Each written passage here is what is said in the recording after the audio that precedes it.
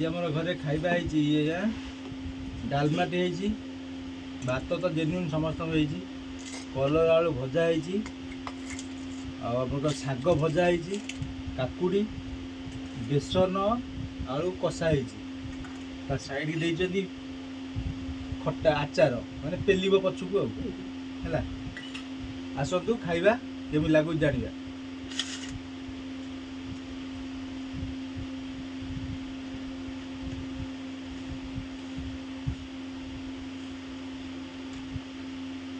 भातरा मत बड़ा लगे खाओ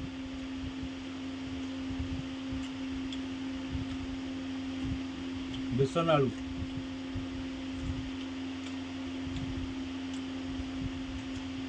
पछपे आज्ञा वीडियो देखु लाइक करूँ शेयर करूँ सब्सक्राइब भी करूँ आपन को गिफ्ट मिल गुड बाय।